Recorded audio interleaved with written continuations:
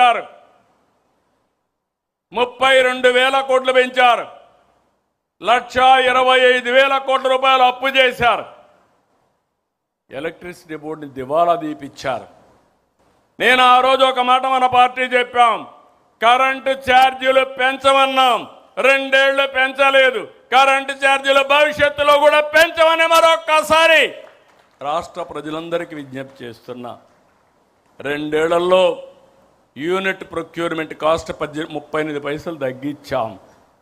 5 ఏళ్లలో ₹1.20 తగ్గిస్తాం. అప్పులన్నీ కూడా తీర్చి తర్వాత ఏం చేయాలనో అది కూడా ఆలోచించే దిశగా ముందుకు పోతున్నాం. ఇక్కడ అందరికీ విజ్ఞప్తి చేస్తున్నా, ప్రతి ఇంటి పైన సోలార్ పెట్టుకోవాలి. ప్రతి పంపు సెట్లో కుసుమ్ కింద మీరు కనెక్షన్ పెట్టుకునే పరిస్థితి రావాలి. అదే మరి ప్రతి వాహనం రాబోయే రోజుల్లో మనం అందరం కూడా ఎలక్ట్రికల్ వాహనాలుగా తయారు చేసుకోవాలి. చెత్త పన్ను తొలగించాం. 85 లక్షల మెట్రిక్ టన్నులు లెగసీ వేస్ట్ అంతా కూడా ఎక్కడికక్కడ డిస్పోజ్ చేశాం. స్వచ్ఛాంధ్ర మొదలుపెట్టాం. సర్క్యులర్ ఎకానమీకి నాంది పలికాం.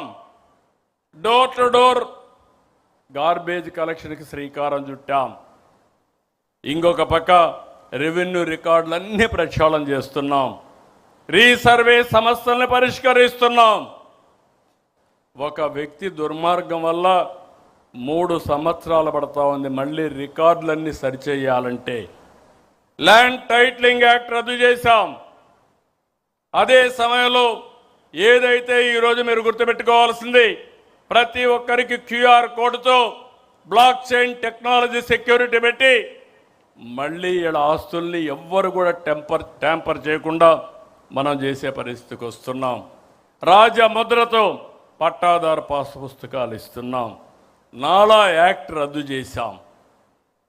ఇంకొక పక్కన మనం ఇన్ని పనులు చేసినా ఓసారి ఈ విషయం కూడా మీరు గుర్తుపెట్టుకోవాలి.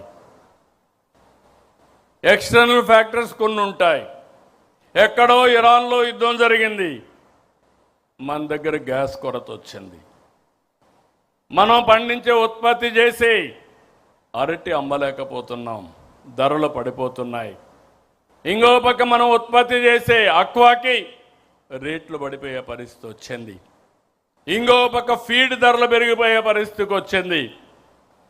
మనం అందరం కూడా ఆలోచించాల్సింది, ఈ సంక్షోభాన్ని మనం ఒక అవకాశంగా తీసుకుని ఎక్కడికక్కడ ఏం చేస్తే నిలదొక్కోగలుగుతామో అలాంటి నిర్ణయాలు చేస్తున్నాం. అందుకే ఈరోజు మహానాడు కూడా మీరు చూస్తే చాలా నాకు ఆనందం. ఎందుకు చెప్తున్నానంటే, చాలామంది క్లస్టర్లో మా నాయకులు చేయలేరంటే కాదు, నాయకత్వాన్ని పటిష్టం చేసే ఏకైక అవకాశం ఇదొక క్రైసిస్, ఇదొక ఆపర్చునిటీ అని చెప్పి ముందుకెళ్ళాం. మనం ఈ విధంగా ముందుకు పోతా ఉంటే ఈరోజు మంచి చేయడమే కాదు, మహానాడు ద్వారా అందరికీ విజ్ఞప్తి చేస్తున్నా, చెడును అడ్డుకోవడం కూడా అవసరమే. రాష్ట్రంలో రాజకీయ పార్టీ ముసుగులో గొడ్డలి పార్టీ కుట్రలు చేస్తూ ఉంది. వీటిని ఆదిలోనే అడ్డుకోవాలి, ఎండగట్టాలి. నా జీవితంలో ఎప్పుడూ చూడలేదు, మహానాడు పసుపు పండుగ ప్రజలందరికీ ఒక భరోసా ఇచ్చే ఒక ఉత్సవం. ఇలాంటి రోజున ఈరోజు ఏదో మీటింగ్ పెట్టుకొని దీన్ని డైవర్ట్ చేయాలనుకుంటే నీలాంటి వాళ్ళు ఎన్ని కుయుక్తులు పన్నినా ఏ మాత్రం డైవర్ట్ చేయలేరు, డీవియేషన్ చేయలేరు. అయితే ఇక్కడ మనం గుర్తుపెట్టుకోవాలి, ఇది క్రూయల్ మెంటాలిటీకి, నేర చరిత్రకి ఉదాహరణ.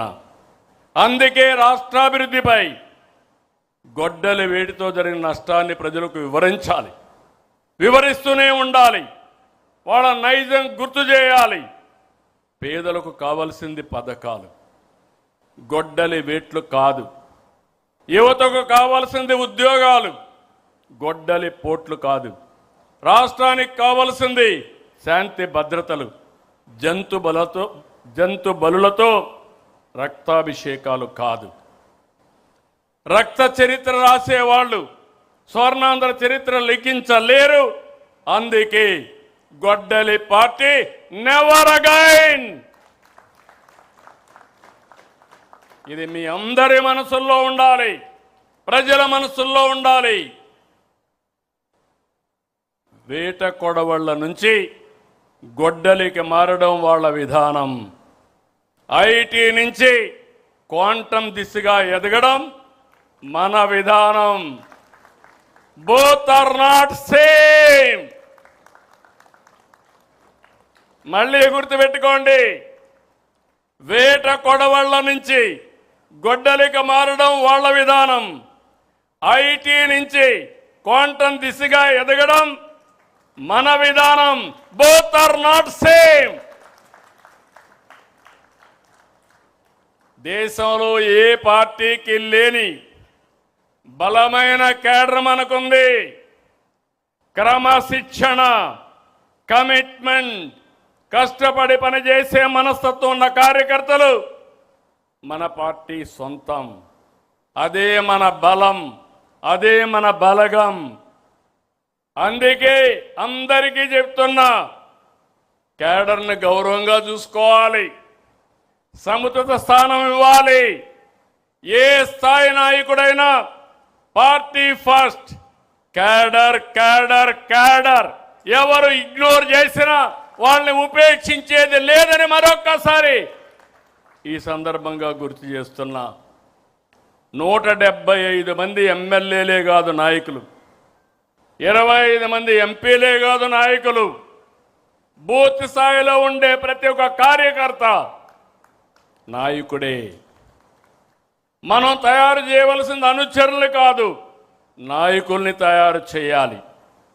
రాష్ట్రానికి విజన్ ఉన్నట్టే పార్టీకి ఒక విజన్ తయారు చేసుకుంటున్నాం. నాకు 2 బాధ్యతలు ఉన్నాయి, ఈ పార్టీకి 2 బాధ్యతలు ఉన్నాయి. విజన్ 2047 స్వర్ణాంధ్ర. అదే సమయంలో పార్టీకి 2047కి ఒక విజన్ తయారు చేసుకుంటాం. ఇక్కడ ప్రతి ఒక్క కార్యకర్తకి చెప్తున్నాం, ప్రతి ఒక్క నాయకుడికి చెప్తున్నాం. ఈరోజు మనందరం కూడా ఎక్కడికక్కడ సమర్థవంతమైన నాయకత్వాన్ని తయారు చేసుకోవడానికి నిరంతరం తెలుగుదేశం పార్టీ ఎప్పుడు కూడా నాయకుల్ని తయారు చేసే విశ్వవిద్యాలయం ఇది. ఈ విశ్వవిద్యాలయంలో చదివిన వాళ్ళే వేరే ప్రాంతాల్లో వేరే పార్టీలో రాణిస్తారు తప్ప వేరేది కాదని మరొక్కసారి విజ్ఞప్తి చేస్తున్నా. ఇంకొక పక్క సోషల్ రీఇంజనీరింగ్, జనాభా దామాషా ప్రకారం అందరికీ న్యాయం చేయడం తెలుగుదేశం పార్టీ సిద్ధాంతం. ఈ విషయం మనం గుర్తుపెట్టుకోవాలి. వెనుకబడిన వర్గాలు తెలుగుదేశం పార్టీకి వెన్నెముక. అలాంటి వెనుకబడిన వర్గాలకి మనం రుణపడి ఉన్నాం. వాళ్ళని ఆదుకోవాల్సిన బాధ్యత, గౌరవించవలసిన బాధ్యత నాయకత్వానికి ఉందని మరొక్కసారి విజ్ఞప్తి చేస్తున్నాం.